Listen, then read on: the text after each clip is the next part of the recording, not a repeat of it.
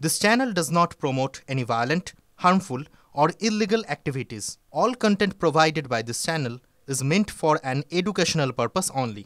আর এই মুহূর্তে যে বড় খবর আমাদের নজর রয়েছে, এবার সন্দীপ ঘোষ ঘনিষ্ঠ বিরূপাক্ষ বিশ্বাসের বিরুদ্ধে ব্যবস্থা নিল স্বাস্থ্য দপ্তর।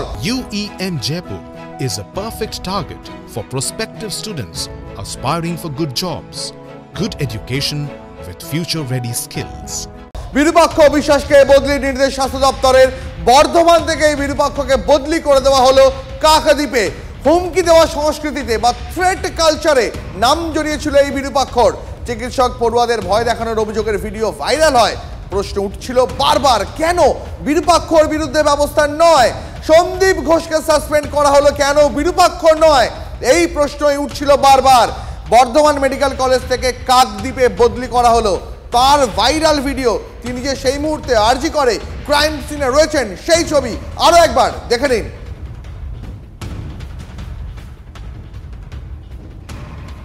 ডাক্তার কবে হবি? মানে তুই পাস করে করবি, তার যদি সার্টিফিকেট না পাস তাহলে কি হবে? কেন করবি তো 10 বার করে মেডিকেল কাউন্সিলে? আমি তো কিছু করিনি দাদা, কেন কি হয়েছে? করিস বিএসএ করিস? আমার নাম বিরূপাক্ষ বিশ্বাস, না শুনেছিস? শুনবি সময় শুনবি, যখন যেদিন ঢুকে সবাইকে তাড়িয়ে দেবো থেকে সেদিন শুনবি, সেটা অন্য ব্যাপার। তুই যদি কথা না শুনবিস আমি তোকে 2বার ফোন করবো, আমি কাউকে 2বার ফোন করি না। তো আমি কে সেটা তো প্রিন্সিপালকে গিয়ে জিজ্ঞাসা করে নিবি। ঠিকঠাক না থাকলে তো রেজিস্ট্রেশনটা আজকে দেবো, এরকম আমার গ্যারান্টি দিস। আর আমার নামে যদি কমপ্লেন লিখতে হয় নামটা লিখে নে, ডক্টর বিরূপাক্ষ বিশ্বাস। আবারও বললাম তোকে আমি, ঠিক আছে? মেইন বয়েজ হস্টেলই তুলে দেবো আমি, 500-600 ছেলেকে নিয়ে গিয়ে। সব এমবিবিএস পড়ে, বাইরে ছেলে ঢোকাবো না। এমনি মরে যাবি তুই, কেন করছিস এগুলো? হুমকির কথা বলছিলাম, সেই হুমকির ভাইরাল অডিও শোনালাম আপনাদের। এরপর আরজি করে ক্রাইম সিনে, সেখানেও যে এই বিরূপাক্ষ ছিল তার আরেকটা ছবি এই মুহূর্তে আপনার স্ক্রিনে দেখুন। আপনাদের পাশাপাশি দুটো ছবি দেখাচ্ছি, কলকাতা পুলিশে দেওয়া ছবি দেখাচ্ছি, এর পাশাপাশি জুনিয়র চিকিৎসকদের দেওয়া ছবি দেখাচ্ছি। জুনিয়র চিকিৎসকদের দেওয়া ছবিতে দেখা যাচ্ছে বিরূপাক্ষ বিশ্বাসকে। প্রশ্ন উঠেছে বারবার, কেন, কি করছিলেন বিরূপাক্ষ ক্রাইম সিনে?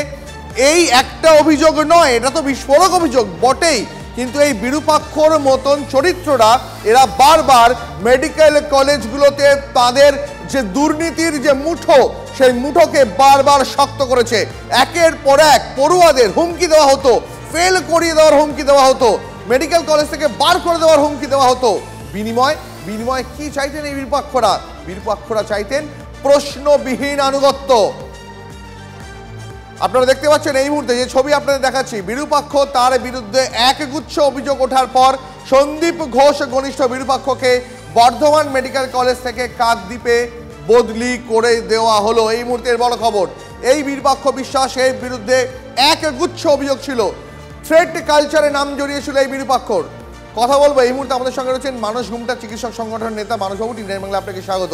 এই বিরূপাক্ষ বিশ্বাস যার বিরুদ্ধে গুচ্ছের অভিযোগ উঠেছিল, প্রকাশ্যে হুমকি দেওয়া, কখনো পর্যন্ত কাউকে মেডিকেল কলেজ থেকে বার করে দেওয়া, ক্রাইম সিনে উপস্থিতি, একগুচ্ছ অভিযোগের পর শুধুমাত্র আপনার কি মনে হয় কাকদ্বীপে বদলিটাই তার জন্য পর্যাপ্ত?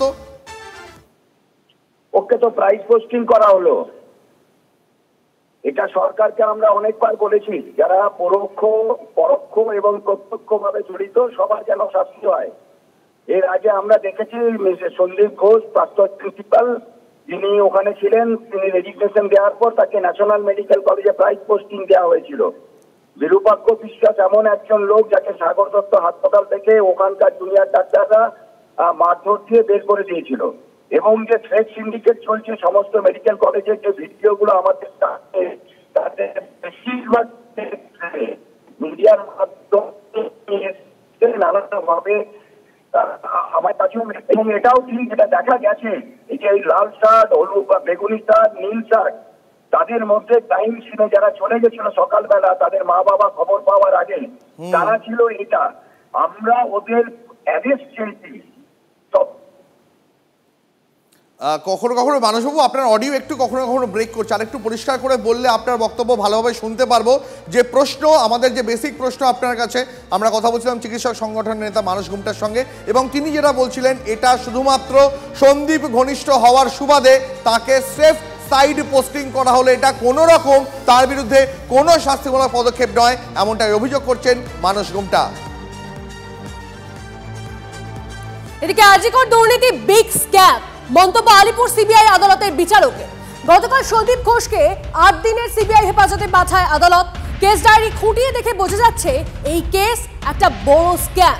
আদেশনামায় মন্তব্য বিচারকের, দুর্নীতির টাকার লেনদেন ও কিভাবে অপরাধ সংঘটিত হচ্ছে তা এজেন্সিকে খুঁজে বের করতে হবে, মন্তব্য আলিপুর বিশেষ সিবিআই আদালতের বিচারকের।